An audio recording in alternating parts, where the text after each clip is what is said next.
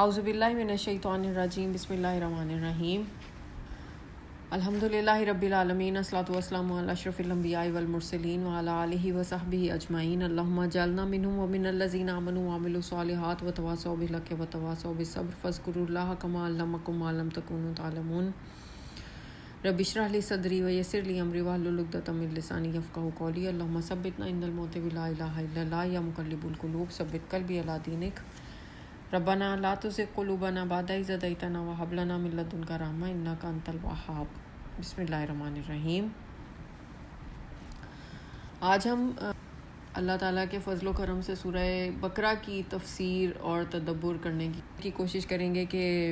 اس میں اللہ تعالیٰ ہم سے کیا کہنا چاہ رہے ہیں۔ اسلامی طور پہ اگر دیکھا جائے تو اس کی ایک یونیک سی پوزیشن ہے، اور اسکالرز جو جتنے بھی علماء ہیں نا وہ اس کی سگنیفیکنس کو، اس کی امپورٹنس کو ہسٹوریکل کانٹیکس میں، شان نزول میں بہت زیادہ اس کو امپورٹنس دیتے ہیں۔ اس سورہ میں قرآن کا جو ہے نا پورا خلاصہ موجود ہے۔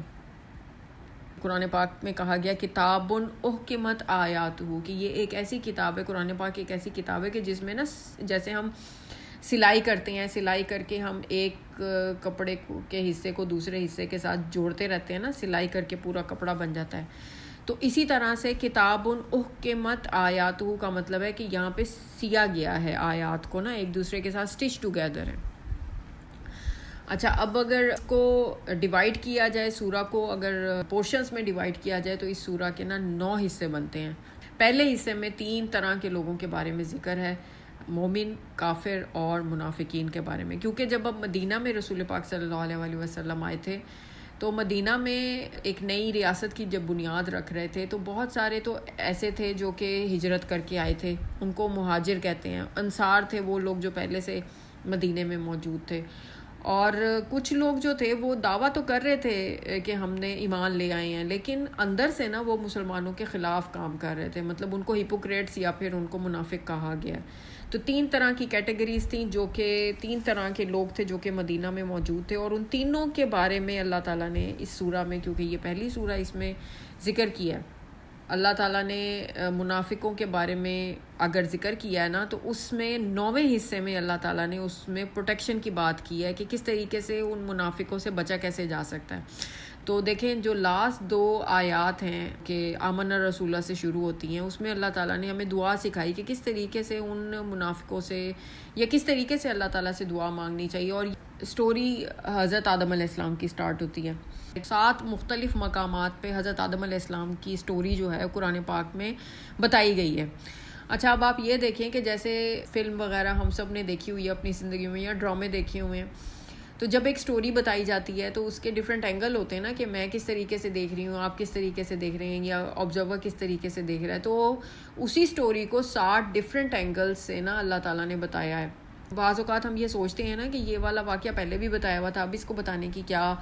مطلب لاجک بنتی ہے۔ تو جب ہم اس کو پڑھیں گے نا اس اینگل سے، اس نظریے سے جب پڑھیں گے نا تو سمجھ آئے گی کہ اچھا یہ والا جو اب نظریہ، یہ جو اب ویو پیش کیا گیا نا، یہ ایک ڈیفرنٹ ویو ہے اس سے جو کہ پہلے پیش کیا گیا تھا۔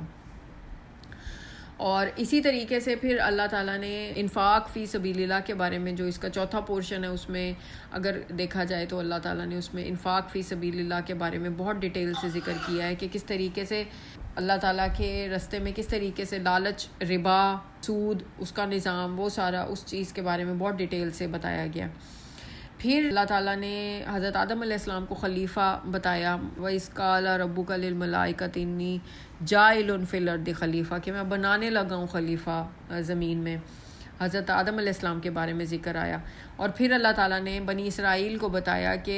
یا بنی اسرائیل اذکروا نعمتی التی انعمت علیکم وانی فضلتکم علی العالمین، کہ اللہ تعالیٰ نے بنی اسرائیل کو ایز اے قوم، حضرت آدم علیہ السلام کو ایز اے خلیفہ، مطلب سارے انسانوں پہ فضیلت دی نا، ساری اشرف المخلوقات کہا، ساری چیزیں جو اللہ تعالیٰ نے تخلیق کی ہیں، فرشتے اور جن، ان کو کہا کہ آپ سجدہ کریں حضرت آدم علیہ السلام کو، کیونکہ اللہ تعالیٰ نے خلیفہ بنایا حضرت آدم علیہ السلام کو، اوپر ان سب کے اوپر اللہ تعالیٰ نے ان کو فضیلت دی۔ اسی طرح سے پھر as a nation, as a قوم بنی اسرائیل کو فضیلت دی، فضلتکم علی العالمین، سارے عالموں پہ، ساری جتنی بھی نسلیں، جتنی بھی قومیں آئیں، اس میں بنی اسرائیل کو فضیلت دی، اس کے بارے میں ذکر آیا۔ بنی اسرائیل یہ کلیم کرتے تھے کہ رسول پاک صلی اللہ علیہ وسلم تو امی ہیں، وہ لکھنا پڑھنا نہیں جانتے، لیکن اللہ تعالیٰ نے ان کو ایڈریس کیا کہ بے شک وہ امی ہیں لیکن تم دونوں کے جو ہے نا جوائن جو فادر ہیں وہ ایک ہی ہیں، مطلب کیونکہ وہ اپنے آپ کو بنی اسرائیل کہتے ہیں، حضرت یعقوب علیہ السلام کی نسل سے ہیں، حضرت یعقوب حضرت اسحاق کے بیٹے ہیں، اور وہ کہتے ہیں کہ ہم بنی اسحاق میں سے ہیں، اور حضرت یعقوب کا دوسرا نام اسرائیل ہے، تو جو ان کی نسل میں سے آئیں گے ان کو ہم بنی اسرائیل کہتے ہیں۔ رسول پاک صلی اللہ علیہ وسلم بنی اسماعیل میں سے تھے، حضرت ابراہیم کے 2 بیٹے تھے، حضرت اسحاق اور حضرت اسماعیل علیہ السلام۔ حضرت اسماعیل میں سے کوئی نہیں پیغمبر آئے،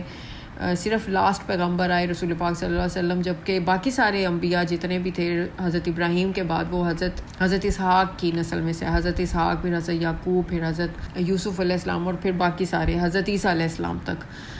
وہ کہتے تھے کہ جی سارے نبی ہم میں سے آئے ہیں، ہم زیادہ جو ہیں وہ سپیریئر ہیں، بخشے ہوئے ہیں۔ وہ ساری ہم ڈیٹیل پڑھیں گے آہستہ آہستہ جیسے ہم جائیں گے کہ وہ اپنے آپ کو سپیریئر کس طریقے سے سمجھتے تھے۔ تو اللہ تعالیٰ نے کہا کہ تم دونوں کے جو ہیں وہ فادر تو ایک ہی ہیں نا، حضرت ابراہیم۔ اب آج کل جو ابراہیمک ریلیجن کے بارے میں بات ہو رہی ہے کہ ابراہیمک ریلیجن سارے کے سارے ایک ہی، مطلب ہمارے جو روٹ ہے وہ جا کے حضرت ابراہیم علیہ السلام سے ملتی ہے۔ پھر ہم سب کے ساتھ اللہ تعالیٰ ایڈریس کریں گے، ایک وہ بھی پورشن آئے گا کہ جس میں اللہ تعالیٰ کہیں گے کہ جس طرح سے تم حضرت ابراہیم علیہ السلام کی نسل میں سے ہو، تو حضرت ابراہیم علیہ السلام کو تو بہت زیادہ آزمایا گیا تھا، بہت زیادہ آزمایا گیا تھا، اور وہ ساری کی ساری آزمائشوں پہ پورا اترے تھے، جتنی بھی جو بھی ہم امیجن کر سکتے ہیں، جتنی بھی مشکل ہر اس آزمائش میں سے گزرے، اور انسانی طور پہ ان آزمائشوں کو پار کرنا بہت مشکل تھا، لیکن انہوں نے ان میں کامیاب ہوئے۔ تو اللہ تعالیٰ نے کہا تم انہی کی نسل میں سے ہو۔ ایز اے قوم ہم سب سے بھی اللہ تعالیٰ ایڈریس کریں گے کہ تم ان نبی کی اولاد میں سے ہو، حضرت ابراہیم کی اولاد میں سے ہو، تو ایسے کیسے ہو سکتا ہے کہ تم یہ دماغ میں رکھنا ہے کہ تمہیں بھی آزمایا جائے گا، تمہیں یہ ذہن میں رکھنا ہے کہ یہ آزمائش آئے گی تم پہ۔ اور پھر جو سورہ کا دل ہے جو ہے نا 143 286 کا مڈل بنتا ہے 143، جس میں کہ امتن وسطن کا ذکر ہے جو کہ بیچ والی امت ہے،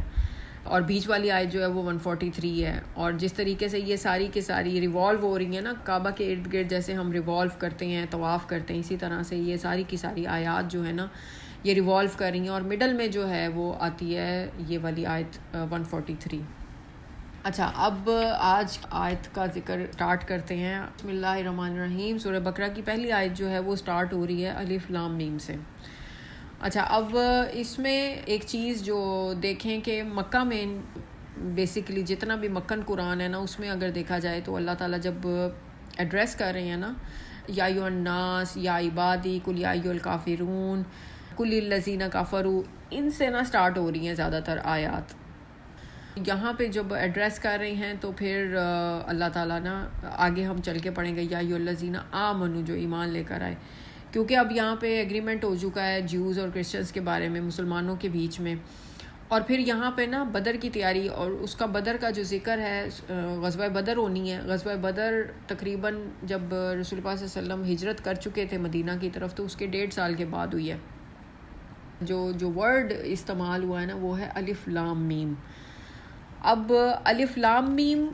کو اگر دیکھا جائے نا، اگر ہم اس کو پڑھیں تو دیکھیں بہت ساری قرآن کی جو آیات ہیں وہ علم نشرح لک صدرک، علم تری کیف فعل ربک، وہ علم سے سٹارٹ ہو رہی ہیں، لیکن یہاں پہ نا یہ بروکن لیٹرز ہیں۔ بروکن لیٹرز کا مطلب کہ یہ ٹوٹے ہوئے الفاظ ہیں کہ اس میں اس کو توڑ کے پڑھنا ہے، الف کو علیحدہ، لام کو علیحدہ، میم کو علیحدہ، الف لام اور میم علیحدہ۔ اچھا، اب اگر میں آپ میں سے کسی کا نام پکارنا چاہوں اور میں بجائے آپ کا نام لینے کے میں کہنا شروع کر دوں فے الف رے الف ہے، یا اس طریقے سے اگر بات کرنا شروع کر دوں تو آپ کہیں کہ کیا کہہ رہی ہو، یا کس کو بلا رہی ہو، یا کس کو پکارنا چاہ رہی ہو، ایسے دماغ میں آتا ہے نا۔ اب عرب جو تھے، عرب ابھی بھی اس وقت بھی اور آج بھی، عربی جو ہے نا ان کو اپنی بلاغت پہ اور عربی کی زبان پہ بڑا ناز ہے کہ ہم بڑے جی ہم فصیح اور بلیغ ہیں، ہماری زبان بہت اعلیٰ ہے اور بڑی مطلب جامع ایک زبان ہے۔ اور عربی کی یہ خوبصورتی ہے کہ آپ اس میں نا ایکسپریشنز کو بھی، کیونکہ ہم بعض اوقات ہم جب بول رہے ہوتے ہیں تو ہمیں فیشل ایکسپریشنز کی ضرورت ہوتی ہے نا، تو عربی ایک ایسی زبان ہے کہ جس میں ایکسپریشنز بھی سٹور ہو جاتے ہیں۔ دوسرا یہ کہ بہت کمپلیکس اگر آپ نے بات کرنی ہے، آپ اس کو ایک چھوٹے سے کم الفاظ استعمال کر کے اپنی بات کو پہنچا سکتے ہیں. اچھا، اب عربی جو کہ اپنے آپ کو بہت زیادہ اپنے آپ کو سمجھتے تھے کہ جی ہم بڑے فصاحت اور بلاغت والے لوگ ہیں، اب جب ان کے بیچ میں کوئی شخص اٹھ کے یہ کہے گا الف لام میم. اب علم تو ایک ٹھیک ہے، علم ایک ورڈ ہے، مکی قرآن میں علم تری کیف فعل، علم نشرح لک صدرک، یہ والی ساری جو صورتیں یہ سٹارٹ ہوئی ہیں یہ علم سے ہوئی ہیں. اب رسول پاک صلی اللہ علیہ وآلہ وسلم تو پڑھے لکھے نہیں تھے، وہ تو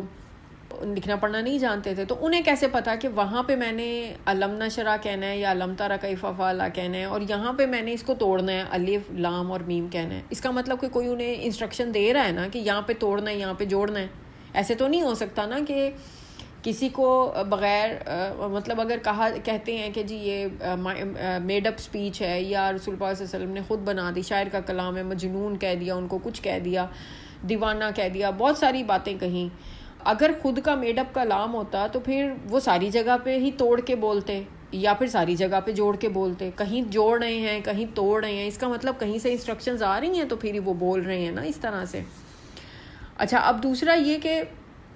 قرآن میں جب اس طریقے سے جب بولا جائے گا تو کبھی کسی نے اس طریقے سے کبھی کسی کو پکارا نہیں نا. اگر میں جیسے ابھی آپ کو کہہ رہی ہوں کہ میں اگر آپ کا نام توڑ کے بولنا شروع کر دوں، کہیں گی یہ کیا بول رہی ہو یا سمجھ نہیں آئے گی. تو اسی طریقے سے جب توڑ کے بولنا شروع کیا الف لام میم، تو ایک شاک ویو جائے گی نا سننے والے جو آڈینس ہوگی وہاں پہ، جو اپنے آپ کو بہت فصاحت اور بلاغت میں بڑا اونچا مقام اپنے آپ کو سمجھتے ہیں کہ جی ہم بڑے. یا پھر آپ کو پتہ ہوگا کہ پرانے زمانے میں یا جب عرب کا دور تھا تو اس میں گاؤں میں بھیجا جاتا تھا تاکہ یہ فصیح عربی سیکھ سکیں. ان کی عربی میں کوئی جو ہے نا وہ کیونکہ جب باہر سے لوگ آتے ہیں تو نئے نئے ورڈز انٹروڈیوس ہو جاتے ہیں نا اس کلچر میں. جیسے اردو کو لشکری زبان کہا جاتا ہے کیونکہ یہ مختلف زبانوں کا مکسچر بن کے اردو بن گئی. اس میں عربی کے بھی الفاظ ہیں، فارسی کے بھی الفاظ ہیں، ہند کو اور مختلف ٹرکش الفاظ بھی ہیں. کیونکہ جنگیں بہت ہوتی تھیں تو مختلف کمیونٹی کے جو لوگ آپس میں ملتے تھے وہ آپس میں جب بات کرتے تھے اسے نئے ورڈز بن جاتے تھے. تو وہ عربی میں بھی جب کیونکہ وہاں پہ مکہ میں خانہ کعبہ موجود تھا، خانہ کعبہ کا اس وقت بھی لوگ آتے تھے، حج کرتے تھے. ریچولز ڈیفرنٹ تھے اور طرح سے کرتے تھے، آج کی طرح سے نہیں کرتے تھے، اسلامی شریعت کے مطابق بے شک نہیں کرتے تھے، لیکن دور دور سے لوگ آتے تھے. اب مکہ میں جو رہنے والے لوگ تھے ان کو یہ خیال تھا کہ یہاں پہ جو بولی جانے والی عربی ہے وہ اتنی فصیح اور بلیغ نہیں ہے جتنی کہ گاؤں میں رہنے والے لوگ، کیونکہ ان کا ایکسپوجر نہیں ہے فارنرز کے ساتھ. تو وہ اپنے بچوں کو وہاں پہ بھیجتے تھے ٹریننگ کے لیے کہ وہ صحیح اصل زبان سیکھ سکیں. اور پھر وہ لوگ شعر و شاعری کا بہت شوق رکھتے تھے. اب جب اس طرح کے الفاظ ٹوٹے الفاظ میں کوئی بات کرے گا تو وہ ایک شاک ویو جائے گی نا، اور ان میں کیوروسٹی آئے گی کہ یہ کون ہے، یہ کیا ہے، اس طریقے سے کس طریقے کہ کون بات کر رہا ہے. اور پھر جو اسکالرز ہیں نا جو ہمارے، ان کا اجماع ہے کہ ان الفاظ کا مطلب کسی کو بھی نہیں پتہ، اللہ تعالیٰ بہتر جانتے ہیں. اچھا، اب ان الفاظ کا شروع میں ہونا یہ ہمیں بھی ایک میسج دے رہا ہے. ہمارے لیے کیا میسج ہے کہ دیکھیں اگر میں یہ سوچ کے اپنے دماغ میں یہ مائنڈ سیٹ لے کر آؤں گی قرآن کو پڑھنے کے لیے کہ مجھے پتہ ہے ہم یہ صورت آلریڈی ایک چیپٹر تک کمپلیٹ کر چکے ہیں، لیکن اگر میں یہ سوچ کے اس چیپٹر کو دوبارہ پڑھنا شروع کروں گی کہ میں نے یہ پڑھا ہوا ہے تو پھر تو مجھے اس میں سے وہ چیز نہیں ملے گی نا جو میں سیکھنا چاہ رہی ہوں. اگر آپ نے بھی پہلے سنا ہوا ہے، اگر آپ یہ مائنڈ سیٹ لے کر آئیں گے کہ یہ میں نے پہلے سنا، مجھے سننے کی ضرورت نہیں ہے، پھر تو اس میں سے ہمیں نہیں ملے گی نا جو اللہ تعالیٰ ہمیں دینا چاہتے ہیں. مطلب جو بند دروازے، جو دریچے، ہماری کھڑکیاں بند ہیں دماغ کی، وہ کیسے کھلیں گی جب ہم بار بار اسٹڈی کریں گے، ریویژن ہوگی. کیونکہ بعض اوقات ہم بعض چیزیں سنتے ہیں اس کو اوور لک کر لیتے ہیں، جب دوسری دفعہ پڑھتے ہیں تو ہمیں سمجھ آتی ہے کہ اچھا اس میں یہ بھی بات کہی گئی تھی، میں نے پہلی دفعہ جب سنا تھا تو تب تو مجھے نہیں سمجھ آئی تھی. اور یقین کریں کہ جب میں نے پہلی دفعہ پڑھا تھا، پھر جب آپ کو پڑھایا اور اب جب تیسری دفعہ پڑھا رہی ہوں تو اس میں ہر دفعہ پڑھنے میں ایک نئی چیز سامنے آتی ہے، ایک نیا اینگل سامنے آتا ہے. اور پھر بے شک اللہ تعالیٰ کہتے ہیں نا واللہ یعلم وانتم لا تعلمون، بے شک اللہ تعالیٰ جانتے ہیں کہ ان الفاظ کا کیا مطلب ہے، ہمیں بالکل بھی نہیں پتہ. تو اس میں بیسیکلی ہمیں نا اپنے نفس کو شٹ اپ کال دینے کی ضرورت ہے کہ ہم جتنا مرضی سیکھ لیں، ہم جتنا مرضی سمجھ لیں، ہم جتنا مرضی اسٹڈی کر لیں قرآن کو، ہم اس لیول تک پہنچ ہی نہیں سکتے. اور پھر دوسرا یہ ایک فیمس واقعہ ہے سورہ کہف میں کہ جب حضرت موسیٰ علیہ السلام نے انہیں کہا نا کہ اللہ تعالیٰ نے کہا کہ آپ کو علم ہے سارا کا سارا، تو حضرت موسیٰ علیہ السلام نے کہا ہاں میں جانتا ہوں، لیکن اللہ تعالیٰ نے کہا نہیں، آپ سے اور بھی لوگ ہیں، آپ سے اوپر ہیں جو آپ سے زیادہ علم جانتے ہیں۔ تو انہوں نے کہا ٹھیک ہے، پھر مجھے بتائیں ان کا، میں بھی سیکھنا چاہتا ہوں وہ علم۔ تو پھر اللہ تعالیٰ نے کہا کہ جہاں پہ 2 دریاؤں کا ملاپ ہوگا وہاں پہ جائیں، اور پھر انہوں نے اپنے ساتھ غلام ساتھ لے لیا، کھانے کے لیے مچھلی لے لی۔ اب وہ مچھلی جو تھی تھوڑی سی کھائی ہوئی تھی انہوں نے، اور ظاہری بات ہے مردہ مچھلی تھی، کھائی ہوئی تھی۔ تو ایک جگہ پہ وہ رکے اور سستانے کے لیے تھوڑا جگہ پہ رکے۔ یہ واقعہ سورہ کہف میں ایسے ہی لکھا ہوا ہے، اسی کی میں ڈیٹیل بتا رہی ہوں۔ تو وہ رکے وہاں پہ، اور پھر اس کے بعد تھوڑی دیر انہوں نے ریسٹ کیا اور چل پڑے۔ تو وہاں پہ اس نے یہ نوٹ کیا کہ وہ مچھلی جو تھی وہ زندہ ہو کے اس نے اس جگہ پہ نا، اس مچھلی نے جمپ لگا دیا، وہ وہاں پہ جہاں پہ ملاپ ہو رہا تھا دو دریاؤں کا یا 2 سمندر کا۔ تو وہ جو ساتھ میں غلام لیا تھا وہ بتانا بھول گیا، اور پھر کچھ دیر کے بعد ان کو بھوک لگی، انہوں نے کہا ٹھیک ہے مجھے کھانا نکال کے دو۔ تو اس نے کہا کہ وہ تو مچھلی نے جو کھائی ہوئی تھی نا اسے جمپ لگا دی۔ انہوں نے کہا یہ وہی تو جگہ تھی جہاں پہ مجھے ملنا تھا حضرت خضر علیہ السلام سے۔ تو پھر وہ واپس اپنے قدموں کے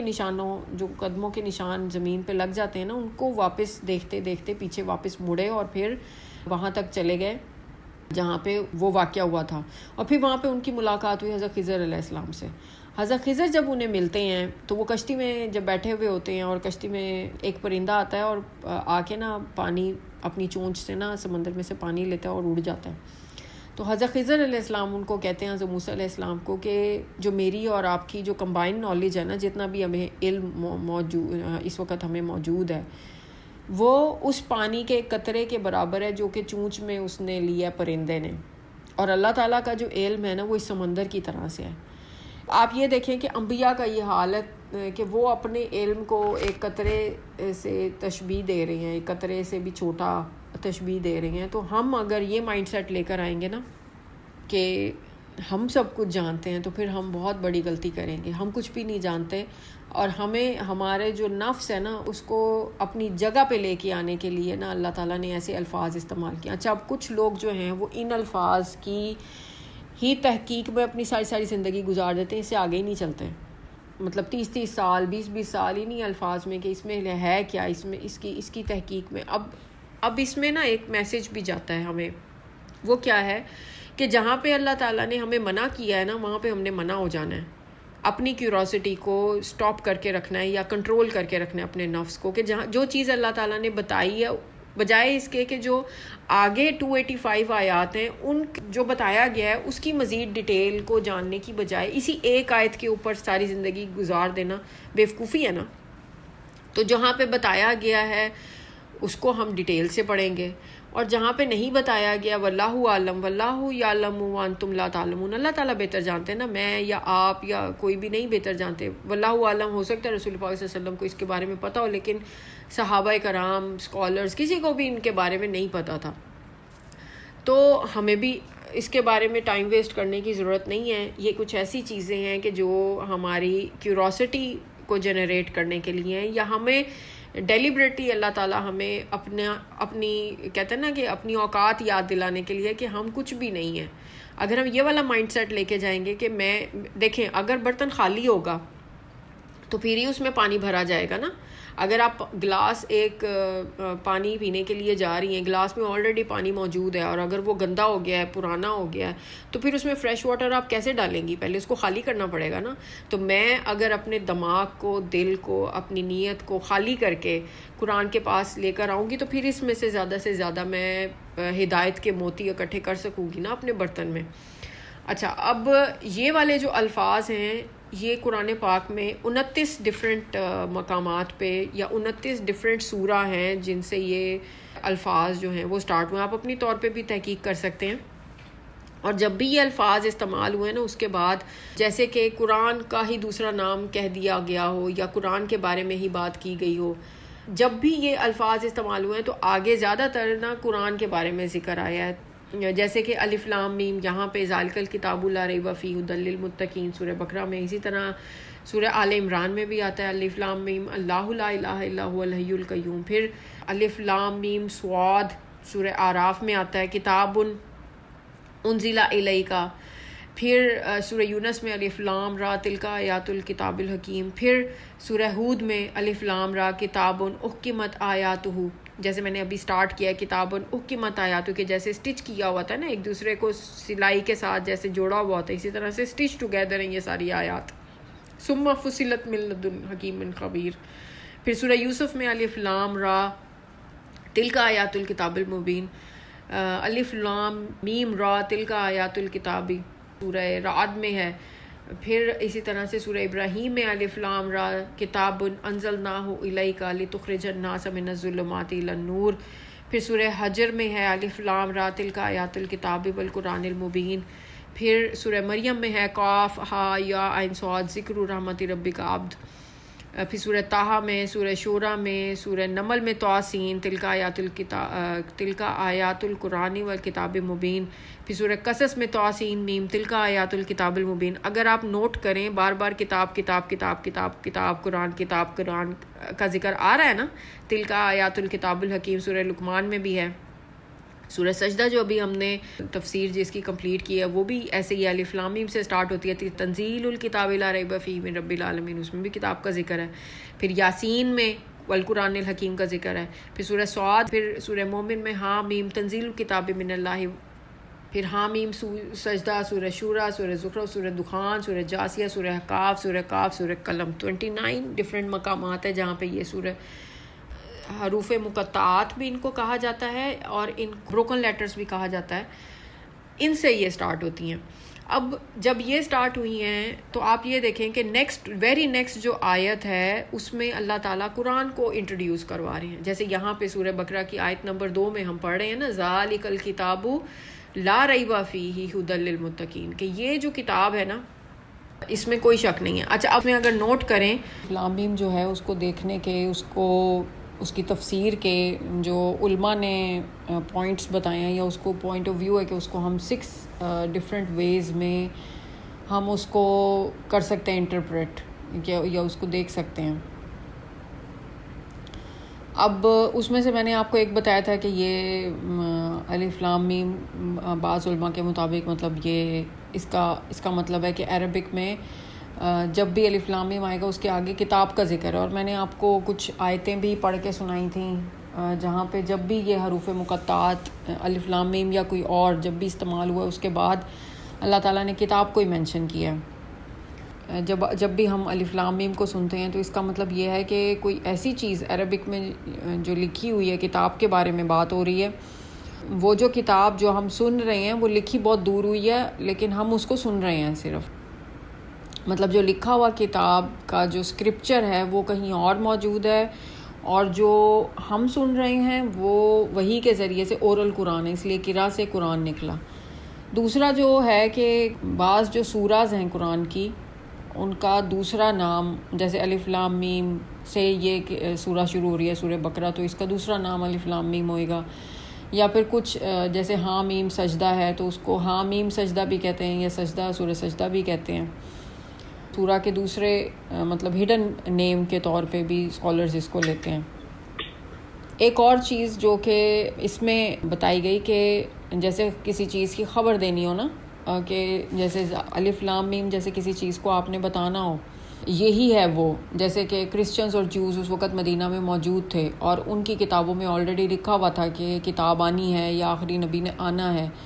تو جیسے انہیں خبردار کیا جا رہا ہو یہ الفاظ استعمال کر کے کہ یہی وہ کتاب ہے یا یہی وہ آخری اسکرپچر ہے جس کا تم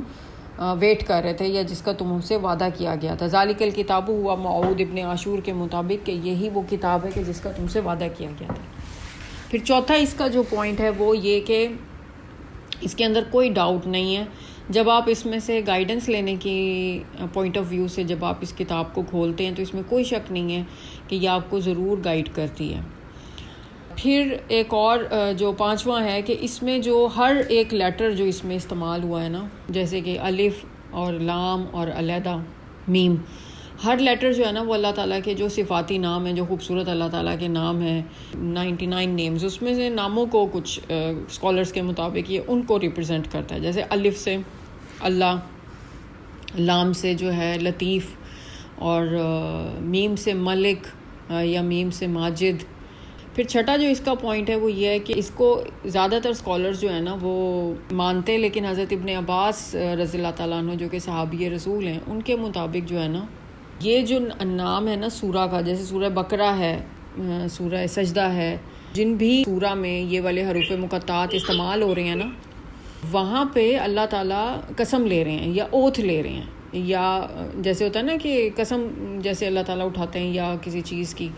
تو یہ لیس کامن اوپینین ہے، اس کو باقی نہیں مانتے، لیکن اللہ تعالیٰ ہی بہتر جانتے ہیں ان ناموں کی ڈیٹیل ایکچوئل کیا ہے، لیکن ان کا جو پوائنٹ آف ویو ہے وہ یہ سجیسٹ کرتے ہیں کہ یہ اللہ تعالیٰ کے ڈیوائن، جیسے کسی چیز کی قسم لینے کا بعض جگہوں پہ اللہ تعالیٰ نے قسم اٹھائی بھی ہے، جیسے زمانے کی قسم اٹھائی ہے کہ بے شک انسان خسارے میں ہے، اور بہت جگہوں پہ قسمیں اٹھائی ہیں، تو ان کے مطابق یہ جو لیٹرز ہیں ان میں ہڈن اللہ تعالیٰ نے نا اوتھ لیا ہے یا ہڈن اللہ تعالیٰ نے قسم اٹھائی ہے، تو یہ لیس کامن اوپینین ہے، لیکن یہ بھی ایک اوپینین ہے۔ بارک اللہ لی ولکم فی القرآن الحکیم ونفعنی وایاکم بالآیات و ذکر الحکیم۔ اگر کوئی کویشچن ہے بیک گراؤنڈ سے متعلق تو آپ مجھ سے پوچھ سکتے ہیں۔